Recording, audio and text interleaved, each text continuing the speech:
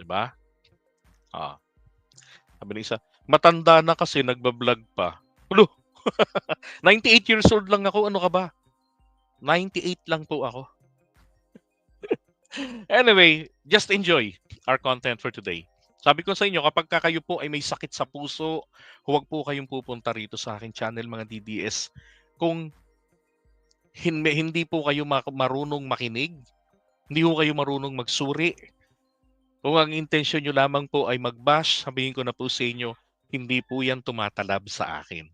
At ako'y nagpapasalamat pa sa inyo kasi engagement po ang binibigay nyo sa aking channel. Kahit mag-dislike kayo, wala na pong bearing yan. Dinisable na po yan ni YouTube. Okay? Alright, tuloy natin. My God. Thank you, Sonia Hazigawa. Yan. Hi, Hopia Cruz. Takaw topic ka namin kanina eh. Hopia ni Marcoleta. Okay, thank you ha. Oh, now, going back. Ito naman. Sabi nito, we hereby certify 500 million ito ha. We hereby certify that 37,500,000 pesos was incurred by the undersigned in connection with the safe implementation of initiatives by the Department of Education, countering threats to the environment, safety, and security of its learners and personnel from the cash advance drawn on April 19, 2023, amounting to 37,500,000. Okay. So, pirmado niya. Ito pa. Okay. Puro pirmado ho ni Sarah. Yan. Yung sa 125 din, ganun din po. Pirmado niya rin po. Prepared naman ito ni Gina Acosta. Yung dito sa kabila, ito po ay prepared naman po ni Edward Fajarda. Okay. So, ito yung nakakatawa, mga kababayan. Tapos natin ito.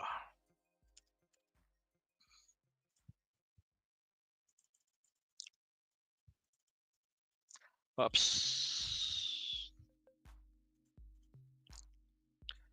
Ito. Ito mo ng 125 million. Naalala nyo ba?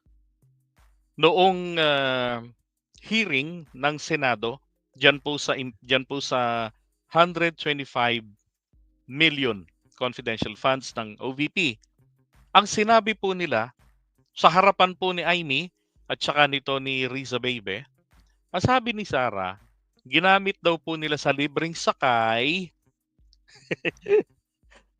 ang CF. Ginamit din po nila sa tree planting, yung million trees nila. Ginamit din nila roon sa magic sarap nila, yung sarap-sarap. Tapos doon sa pang-ayuda sa puhunan ng mga maliliit na mga negosyante. Diba, ng mga kababayan natin. So doon daw po nila nagamit ang pera. Yun. Pagkatapos nito, eto na. Di ba't lumabas siya noon sa merong isang nagsasalita siya, sabi niya, ang kumakalaban daw sa confidential funds ay kalaban ng yung kumokontra sa confidential funds, di ba? Blah blah blah, ganyan. Yan. Puro po, tapos meron pa. Actually, hindi yun eh. That was the second one. The first one was when she said na ayoko talaga diyan kay Risa Ontivirus. Wala, ano talaga siya? Hindi ko talaga gusto. Wala talaga akong respeto sa kanya. Tinanong ka lang eh. Wala ka ng respeto. Totoo naman. 'Di ba? Pero ngayon po mga kababayan, tingnan nyo ha, kung talagang sinunod niya religiously ang guidelines, kung alam niya ang guideline, which I believe she knew it religiously. Pero bakit hindi po sinunod? 'Di ba? Iba ang paliwanag doon sa actual na tinanong siya po ni Risa Ontiveros sa Senado. At doon ay under oath siya doon. 'Di ba? Pagdating po sa kanilang reporting na po diyan sa COA, yun daw po 12 million, tig to 12 million, payment of reward, purchase of information, rental, ito yung malupit 16 million, no? Na mga rest house, mga safe house, 'di ba?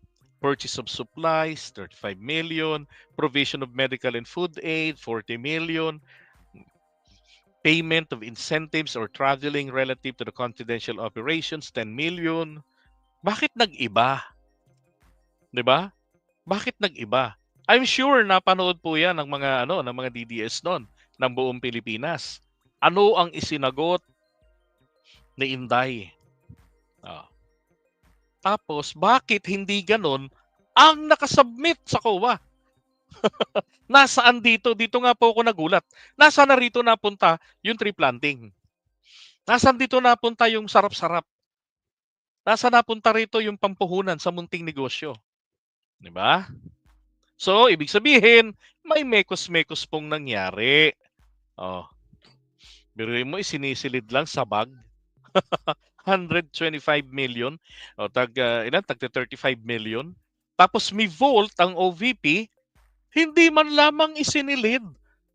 Bagkus ibinigay sa sikyo. Bakit pa kayo nag-vault? 'Di ba? So, DepEd and OVP totaling 612 million 500,000 petots ang pinag-uusapan po rito na confidential funds. Ito yung dalawang cheque ng withdrawals. 'Di ba? Ngayon, ito yung nilatag ni Luistro. No, plunder, sabi niya, any public who by himself, Tagalogin na lang natin. Sino man daw pong taong gobyerno, public officer, na sa pamamagitan niya o may kasabwat, miyembro ng pamilya, kamag-anak, kadugo o ano pa mang kachorvanis nila dyan, kanegosyo, o mga nasa ilalim nila, o kahit na sinong mga nilalang ay nagkamal ng salapi sa pamamagitan daw at nagkamal ng pera. No? O yung tinatawag pong ill-gotten wealth. No? Yung kayamanang nakuha sa masama. Yan, sa pamamagitan daw po ng, sabi rito, combination or series of overt criminal acts. Yan. In the aggregate amount of total value at least 50 million pesos. Yung nagsasabi ng 70 million, hindi po yun. That was the original version ng batas. Kaya lang binabaan ng 50 million pesos. Okay, nagkaroon ng amendments. At ang parusa, pareho pa rin po. Reclusion perpetua and perpetual absolute disqualification from holding appointed or elective position in the government. Yan po. Okay, ngayon, ito pa. Sabi niya, the will conspiracy occurs when there is a single person or group dealing individually with two or more other persons. Ito pinapakita lang niya rito yung sabwatan. Okay? The spoke typically interacts with the hub rather than with another spoke. Ay nako, ano lang to? Sabwatan lang ito ng tinutukoy niya rito. Ng taong gobyerno, mayroong mga kasapakat, yan. At isa nga roon, yung gaya ng misappropriation ng pera, di ba? Ang nakakapagtaka po rito kasi nga, ito pong kanya mga disbursing officers ay sinasabing allows silang mala. Sabi nila. Oh, allows kaming mala. Wala kaming alam. We know nothing how the confidential funds were spent. Pero sila po ang disbursing officers and they receive go signal or they receive an order from VP Sara. 'Di ba? Ayun naman ang kanilang boss eh.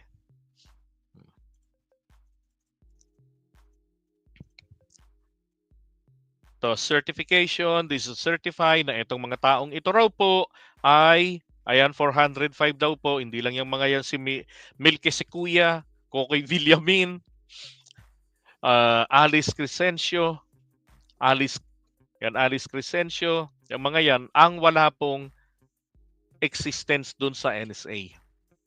At kung titignan nyo po, ang pangalan po nila ay Christian name.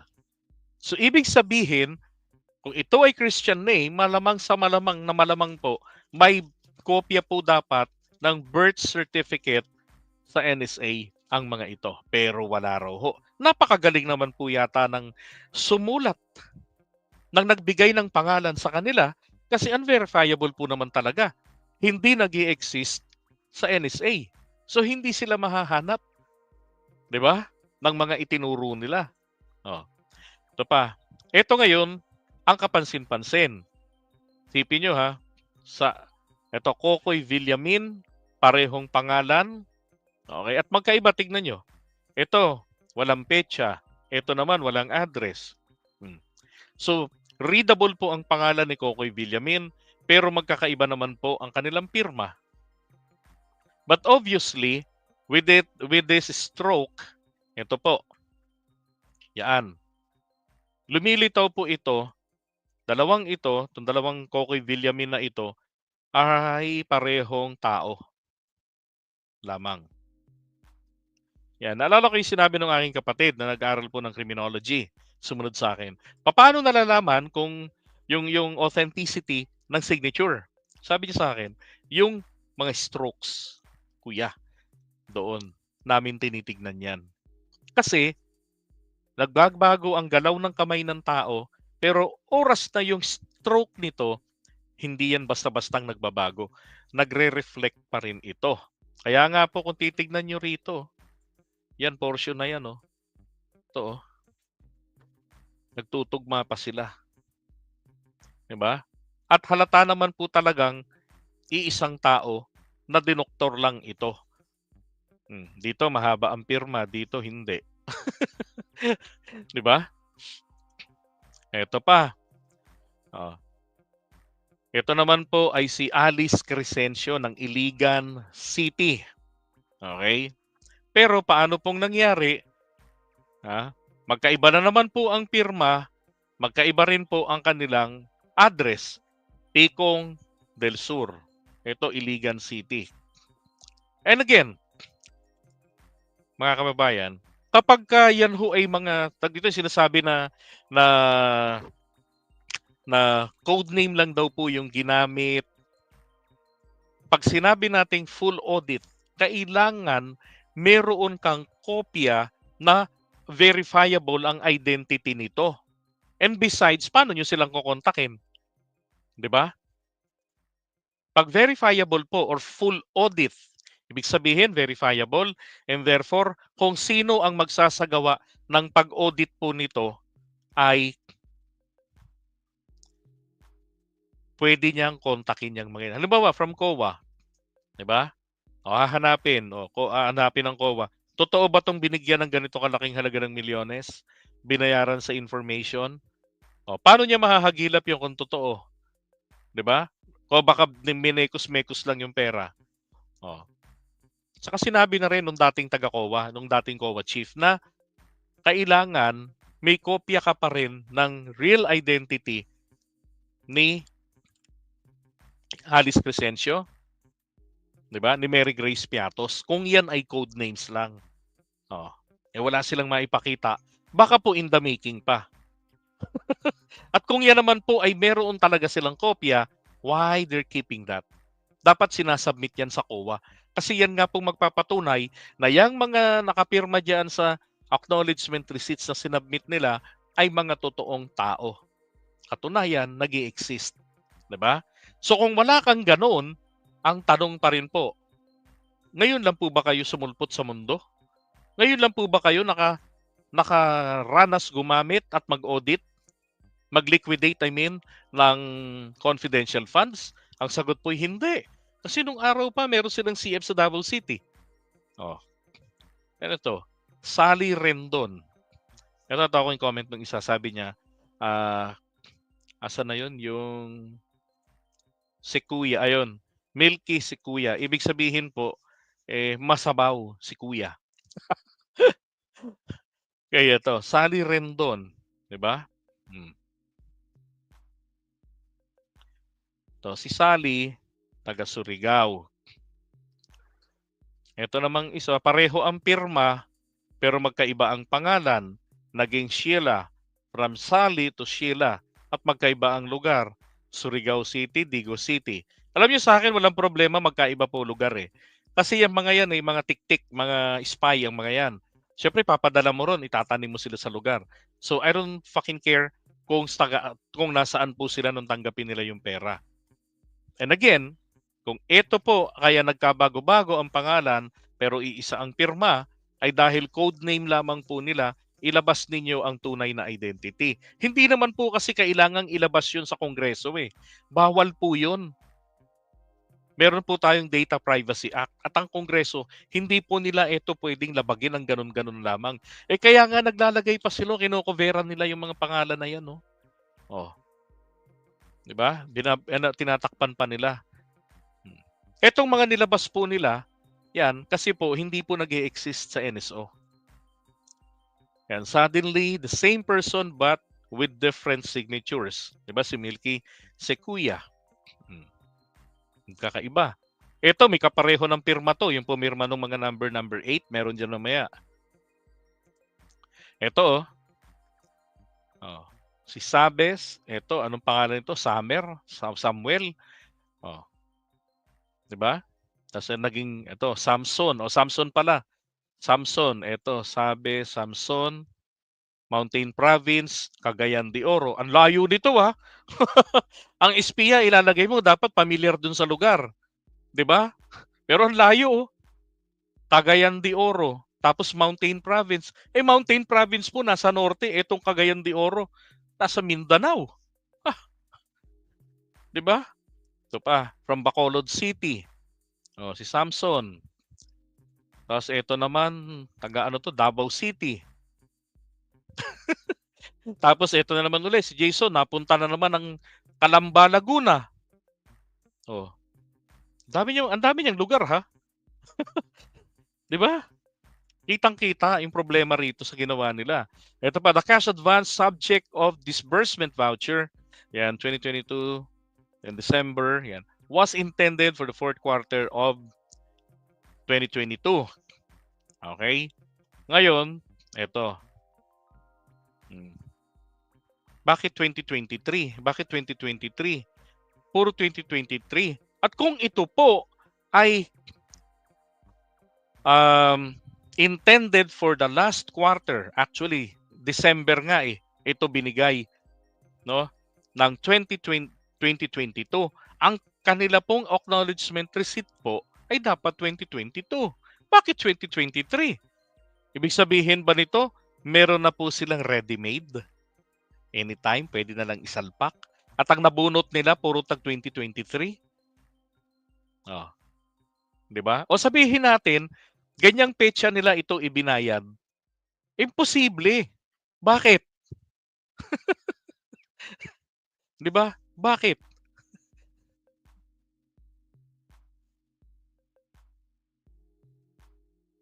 Kung natunaw ng 11 days, bakit aabot pa? 'Di ba? Ng isang taon. Oh. Ibig sabihin ay bigay na nila yung pera ahead of time. Oh, December, ito na pera ninyo. Tapos wala kayong pipirmahan. Next year na uli ang pirmahan. Ganun ba yun? Oh. Ito pa. OVP DepEds for fourth quarter 2022 bearing dates which absurdly falls outside the period for which they are intended to be used as a proof. Diba?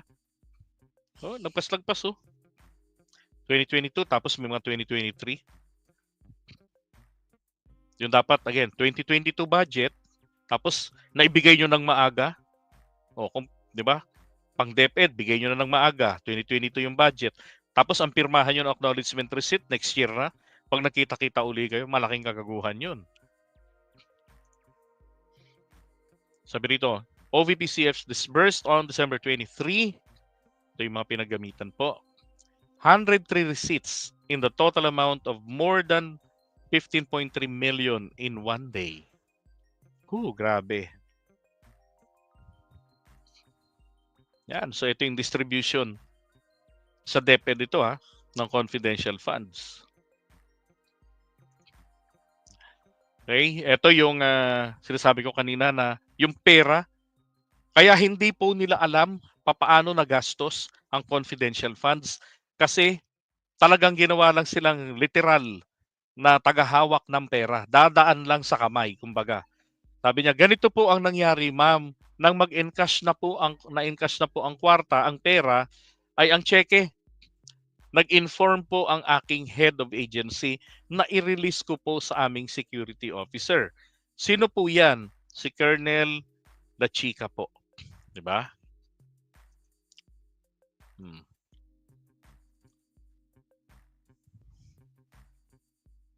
Tas eto naman yung tangkang panghaharang ni Zulaika Lopez. Diyan sa mga dokumento na huwag mailabas. Kaya po siya naman tuloy, 'di ba? Napatawa ng na-cite in contempt siya. Okay? May yan. So, malaki ho talaga ang dapat na na panagutan dito ni Sarah. 405 fake names. And again, kung code name po yung mga yan, dapat meron silang naipakita sa COA na ito yung mga pangalan ng mga tao. Ito yung kanilang real identity. At yan naman po is for the eyes only ng mga taga-COA. Kaya yung sinasabi ni Sarah na may batas na hindi dapat pag-usapan in public. Totoo, bawal pag-usapan in public. Pero ang tanong, confidential funds pa nga ba yan? Kasi kung confidential funds yan, dapat ginastos ninyo sa naaayon sa guidelines, pang-confidential. Kapag ginastos nyo yung pera na hindi na naaayon sa kanyang guidelines, hindi na po ito confidential funds. Ginawa nyo ng personal funds. Sipin nyo na unang binitiwan ng pera, tapos next year, taon-taon kayo nagsasubmit ng liquidation report eh. Di ba first quarter, nagsasubmit na kayo ng liquidation report eh. Sabi ni Fearless Man. COA ba kayo? Sagot, hindi po. Hindi nyo talaga maiintindihan yan dahil wala kayong alam sa pag-audit. Mali ka doon. I cannot confine myself sa ganyang katuwiran. Pag hindi ako COA, hindi ko na maiintindihan. Sorry. Hindi po ako ganun mag-isip. Hindi po ganun mag-isip ang maraming Filipino. Di ba? Ito lang ang tanong ko sa inyo. Pag binigyan ka ba ng pera ng nanay mo, tatanungin mo bang nanay mo, COA ka ba? Para tanungin ako paano ko nagastos yung pera ko na binigay mo. At saka yung mga tao po, mga kababayan, ang taong bayan, ang representante po nila para magtanong ang mga kongresista. Okay? And they have the power of the purse. Ano yun? Taga-aproba lang sila? Taga-busisi lang sila bago aprobahan ang budget? Tapos, wala silang karapatan para alamin paano nagastos ang perang inaprubahan namin? Di ba? Tama ba? Maestro Paul TV, Prof. Shoutout sa'yo. Magandang good morning night. Nandito ang pinakamagaling na vlogger po ng Baguio. Si Professor na maestro pa. No? Paul TV. Yan. Diba? Thumbs up with love, Sir JDB. Thank you. So ito tingin ko itong mga pinakita ko sa inyo, bukod pa yung iba na naunang ipinakita rin kahapon ng mga kongresista, yan rin po ang gagamitin nila laban kay Sara. Kung dito pa lamang nga, hindi na ipaliwanag ng maigi. Di ba? Sa pagdinig lalo na doon. Regardless kung si Marcoleta pa yung magtatanggol sa kanya, still ganun pa rin yun. Kay Marcoleta nyo itanong, Marcoleta, pag ikaw ba binigyan ng pera ng nanay mo, at tinanong ka niya kung paano mo ginastos ang perang binigay niya, isasagot mo ba tradisyon? Isasagot mo ba na huwag niyong pakikialaman yan? Meron tayong kinatandaan ng tradisyon dito sa Kongreso. Ma, huwag kang magtatanong sa akin tungkol sa paggastos ng pera kasi COA ka ba? Okay? Ay nako, iwan na nga muna natin to.